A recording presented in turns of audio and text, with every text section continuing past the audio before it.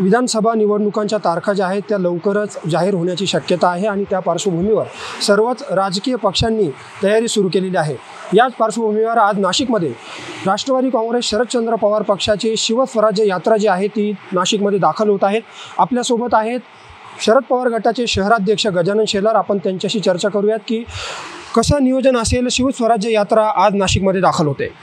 मुळात शिवस्वराज्य यात्रा आज नाशिकमध्ये दाखल होते। सटाण्याला पहिली सभा आहे, त्याच्यानंतर नाशिकमध्ये दुसरी सभा आहे। उद्या येवला आणि चांदवड या ठिकाणी राहणार आहे। परवा देवळाली आणि सिन्नर या परिसरामध्ये राहणार आहे। म्हणजे 3 दिवस शिवस्वराज्य यात्रा मोठ्या कार्यकर्त्यांच्या उत्साहामध्ये ही शिवस्वराज्य यात्रा पूर्णपणे चांगल्या पद्धतीनं होईल। अतिशय जोश कार्यकर्त्यांमध्ये अतिशय जोश आहे आणि त्या माध्यमातून या ठिकाणी शिवस्वराज्य यात्रा होणार आहे। अनेक कार्यकर्त्यांचा उत्साह जर का बघितला, मोठ्या प्रमाणामध्ये प्रवेशसुद्धा या शिवस्वराज्य यात्रेमध्ये होणार आहे। त्यामुळे एक वेगळं वातावरण निर्माण झालेलं आहे। शिवस्वराज्य यात्रेनिमित्त जी काही होल्डिंग लावलेले आहेत ते होल्डिंग चर्चेचा विषय ठरतात। जसे की आता आपण या व्यासपीठावर जर बघितलं, कॅमेरामन आपल्याला दाखवतील, स्वाभिमानी मनगटांचा एकच घाव, संपूया गद्दारीचा लपंडाव, हा इशारा आपण नेमका कोणाला देत आहात?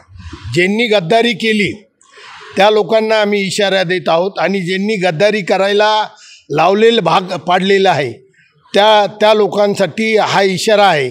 खरं तर हात दाखवून अवलक्षण करण्याचं काम ज्या लोकांनी केलेलं आहे त्या लोकांना हा इशारा आहे का की जनतेचं मत जर का लक्षात घेतलं तर जनतेचं मत निश्चितपणे राष्ट्रवादी शरद पवार गटाकडे आहे। या ठिकाणी महाआघाडीला चांगले दिवस या ठिकाणी लोकसभेमध्ये त्यांनी त्यांचं काम दाखवलेलं आहे। जनता त्यांच्या संगे आहे आणि निश्चितपणे विधानसभा लावण्याचा म्हणजे लागेल अशी शक्यता आहे, पण पुढे ढकलण्याची सुद्धा शक्यता नाकारता येत नाही। आज जर का तुम्ही बघितलं तर स्थानिक स्वराज्य संस्थेमध्ये पुढेही निवडणुका नाही। या युती सरकारने स्थानिक स्वराज्य संस्था या पूर्णपणे डबघाईला आणलेल्या आहे। या ठिकाणी प्रशासनाचं राज्य आहे आणि स्वतःचे खिसे भरण्याचं काम त्या माध्यमातून ही महायुतीचं सरकार करत आहे। खरं तर सर्वांना त्यांचे अधिकार दिले पाहिजे, परंतु लोकशाही टिकवण्याची नाही, लोकशाहीतला घातक जी प्रवृत्ती आहे त्या प्रवृत्तीला ठेचण्याचं काम जनता निश्चितपणे करील असा आत्मविश्वास वाटतो। ना आपण शिवस्वराज्य यात्रा जी नाशिक जिल्ह्यामध्ये पाहिली तर जिथे आपले विद्यमान आमदार होते जे आता अजित पवार गटामध्ये आहेत तर त्याच मतदारसंघांमधून ही यात्रा जाते, काही विशेष रणनीती आपण या ठिकाणी आखत आहात का? प्रश्नच नाही। त्यांच्या विरोधात जे आमदार राष्ट्रवादीमधून गेलेले आहे, म्हणजे 6 ठिकाणचे आमदार राष्ट्रवादीमधून गेलेले आणि त्या ठिकाणी आमचे प्रबळ उमेदवार त्या ठिकाणी आहे, त्यांना थोडीशी मदत व्हावी, त्यांना थोडीशी ताकद मिळावी त्या दृष्टिकोनातून रणनीती आखलेली आहे। त्याचबरोबर त्या ठिकाणावर सुद्धा अनेक इच्छुक उमेदवारांची संख्या वाढलेली आहे।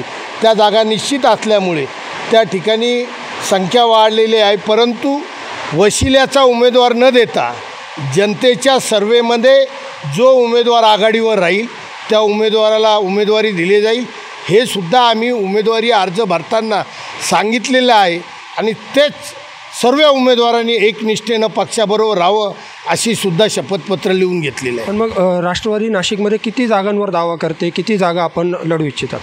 नाशिकमध्ये तर तसं बघितलं गेलं तर आमच्या इथे संपूर्ण शहरामध्ये बूथ कमिट्या आमच्या पूर्णपणे तयार आहे। 3 मतदारसंघामध्ये आमचे प्रबळ 2-2 उमेदवार आहे, ते पण प्रबळ आहे। नाना महाले आणि माजी आमदार नितीन भोसले हे पश्चिममध्ये आहे, तर मध्यमध्ये मी आणि नितीन ठाकरे हे आमच्यासोबत आहे। तसंच जर का तुम्ही बघितलं गेलं तर पूर्वमध्ये गोडसे आहे, त्या ठिकाणी मते आहे, प्रबळ उमेदवार, प्रबळ दावेदार आणि नाना, पण एकीकडे तुम्ही जसं सांगितलं आता इच्छुकांची काही नावं तुम्ही घेतली, परंतु आपल्या पक्षाकडून इच्छुकांची काही यादी आमच्याकडे प्राप्त झाली आहे। त्याच्यामध्ये जसं नाशिक मध्य तुम्ही म्हणालात, नाशिक मध्यमध्ये आपण इच्छुक असताना आपलं नावच या यादीमध्ये नाही, नाशिक पश्चिमचं तर उल्लेखच त्या यादीमध्ये करण्यात आलेला नाही, तर कुठेतरी पक्षामध्ये असमन्वय यामध्ये दिसून येतो आहे। प्रत्येक ठिकाणी घराला भांड्याला भांडं लागतं। त्या पद्धतीनं कदाचित त्यांनी आमच्यावर जास्त प्रेम असेल म्हणून त्यांनी नावं दिलेले नसतील. त्यात आम्हाला काही वाईट वाटत नाही. आम्ही पक्षासाठी आहोत. दुसरीकडे आता आज नाशिकमध्ये शिवस्वराज्य यात्रा जी आहे ती दाखल होत आहे, परंतु तत्पूर्वी नाशिकमध्ये राष्ट्रवादीकडून 12 जागांवर दावा सांगण्यात आलेला आहे. त्याची यादी देखील आपल्याकडे उपलब्ध झालेली आहे. या ज्या 12 जागा आहेत त्याच्यामध्ये नाशिक मध्यच्या जागेवर देखील राष्ट्रवादी शरदचंद्र पवार पक्षाकडून दावा सांगण्यात येतो आहे आणि या नाशिक मध्यच्या जागेवर मराठा विद्याप्रसारक समाजाचे जे सरचिटणीस आहेत ॲडव्होकेट नितीन ठाकरे यांचं नाव आता समोर येत आहे. नितीन ठाकरे आपल्यासोबत आहेत. ठाकरे साहेब, काय सांगाल, नाशिक मध्यमधून राष्ट्रवादी पवार गटाकडून, शरद पवार गटाकडून आपलं नाव समोर येतं आहे, काय सांगाल? हो, पक्षाकडे मी तशी मागणी केलेली आहे आणि आपल्याला लक्षात आलं असेल की लोकसभेच्या निवडणुकीनंतर आणि लोकसभेच्या निवडणुकीच्या दरम्यानसुद्धा महाराष्ट्रामध्ये जे काही एकंदर वातावरण आहे ते सत्ताधारी पक्षाच्या विरोधामध्ये आहे आणि तसा कौल जनतेने ऑलरेडी दिलेला आहे. नाशिक मध्यमध्ये सुद्धा महाविकास आघाडीचा जो उमेदवार होते शिवसेनेचे उद्धव बाळासाहेब ठाकरे गटाचे राजाभाऊ वाजे यांना नाशिक मध्यमधून चांगल्या पद्धतीने मतदान झालेलं आहे आणि एकंदरीतच या मतदारसंघाची रचना बघितल्यानंतर महाविकास आघाडीला आणि राष्ट्रवादी काँग्रेस पक्षाला अर्थातच ही जागा अत्यंत चांगली आहे आणि सोपी आहे असं मला वाटतं. त्या ठिकाणी चांगला सक्षम उमेदवार दिला तर मला वाटतं ही जागा महाविकास आघाडी ही निवडून येऊ शकते. ठाकरे साहेब, लोकसभेला देखील तुमचं नाव पुढे आलेलं होतं, परंतु महायुतीकडून तुमचं नाव समोर येत होतं. त्यानंतर तुमचं आता महाविकास आघाडीकडून देखील तुम्ही इच्छुक आहात, काय सांगाल? लोकसभेला सुद्धा महाविकास आघाडीमध्ये सुद्धा माझं नाव होतंच, परंतु ती जागा शिवसेना पक्षाला गेल्यामुळे त्या ठिकाणी राजाभाऊ वाजे यांना त्या ठिकाणी उमेदवारी मिळालेली आहे. आता मात्र नाशिक मध्यमध्ये राष्ट्रवादी काँग्रेस पक्ष शरदचंद्र पवार साहेब गटाच्या माध्यमातून ही जागा मिळावी असा कार्यकर्त्यांचा आग्रह आहे आणि ही जागा मला वाटतं राष्ट्रवादी काँग्रेस पक्षाला सुटण्याची शक्यता पण आहे. परंतु राष्ट्रवादीचे जे शहराध्यक्ष आहेत शरद पवार गटाचे गजानन शेलार, ते देखील या मतदारसंघातून इच्छुक आहेत. ठीक आहे ना, आता इच्छुक असायला काही हरकत नाही. त्या पद्धतीने पक्ष श्रेष्ठी निर्णय घेतील आणि पक्ष जो कोणी उमेदवार देईल त्याच्यामागे आपण या ठिकाणी ताकदीने उभं राहायचं आहे.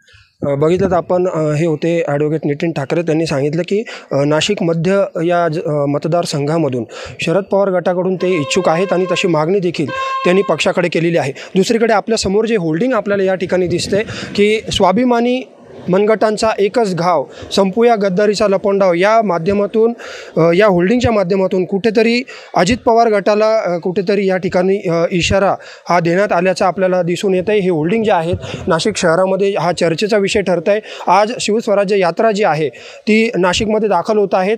विशेष म्हणजे अजित पवार गटाचे जे विद्यमान आमदार सध्या जे नाशिक जिल्ह्यामध्ये आहेत, जे 6 विधानसभा मतदारसंघ आहे, त्या मतदारसंघामधून ही यात्रा आता जाणार आहे आणि आज सायंकाळी नाशिकमध्ये दादासाहेब गायकवाड सभागृहामध्ये या शरद पवार गटाचा मेळावा जो आहे तो या ठिकाणी होणार आहे. आणि ज्या पद्धतीनं शरद पवार गटाकडून नाशिकमध्ये 12 जागांवर दावा सांगण्यात येतो आहे, ज्यामध्ये देवळाली, सिन्नर, निफाड, नांदगाव, कळवण, येवला हे 6 मतदारसंघ तर आहेत ज्या ठिकाणी शरद पवार गटाचे आमदार होते, ज्यांनी सत्तांतरानंतर अजित पवार गटामध्ये प्रवेश केला. त्यामुळे हे 6 जागा ज्या आहेत त्या राष्ट्रवादीच्याच आहेत.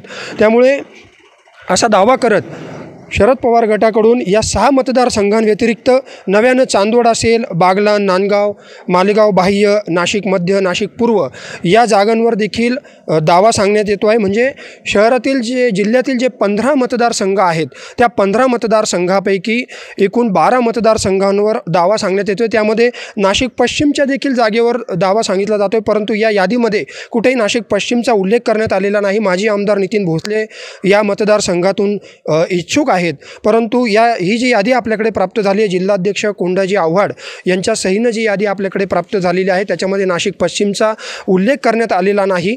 परंतु शहराध्यक्षांकडून देखील एक यादी इच्छुकांची जी जाहीर करण्यात येणार आहे, जी पक्षाला देण्यात येणार आहे, त्यामध्ये निश्चितपणे शहरातील या मतदारसंघाचा देखील समावेश केला जाईल असा खुलासा जो आहे तो पक्षाकडून केला जातो आहे. नाशिक मध्य असेल, नाशिक पश्चिम असेल या मतदारसंघावर यापूर्वीच शिवसेना ठाकरे गटाकडून बैठक घेत ठराव करण्यात आलेला होता.